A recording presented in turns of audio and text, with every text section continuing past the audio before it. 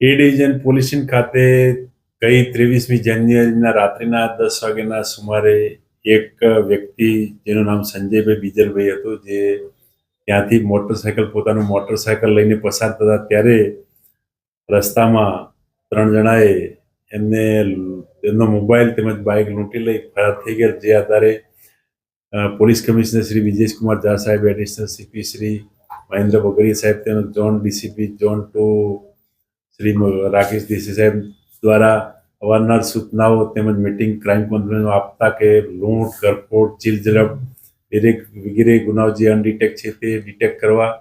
જે આધારે એ ડિવિઝનના સદર ગુનાના કામે લૂંટમાં ગયેલ મોટરસાયકલ અને મોબાઈલની બાતમી હકીકત આધારે 3 આરોપીને ઝડપી પડેલ છે. જેમાં એક પહેલા આરોપીનું નામ છે સમીર ઇસ્માઇલભાઈ ચાનિયા, દૂધસાગર રોડ, રાજકોટ. બીજો સલીમ ગફારભાઈ ઠેબા, એ કુવાડવા કુવાડવા રોડ ડીમાર્ટ સ્ટોરની પાછળ. તેમજ અઝરુદ્દીન હુસેનભાઈ સફિયા, એ જામનગરનો રહેવાસી છે.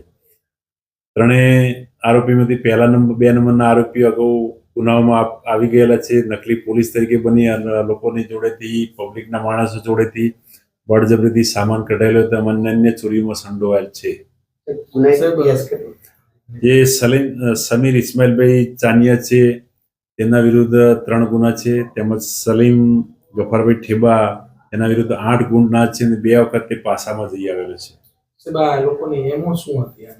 એમાં ડુપ્લિકેટ પોલીસ બનવી અથવા બળજબરીથી કોઈની જોડેથી કઢાઈ લેવું, ચોરી કરી લેવી, એ ગમે તે રીતના એમને ચોરી કરવાની, લૂંટ કરવી એમની એમો છે.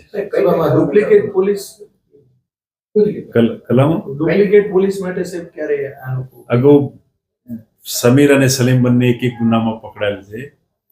અગાઉ એ ડિવિઝન પોલીસના જ ગુનામાં પકડાયેલ છે આજથી 1 વર્ષ અગાઉ.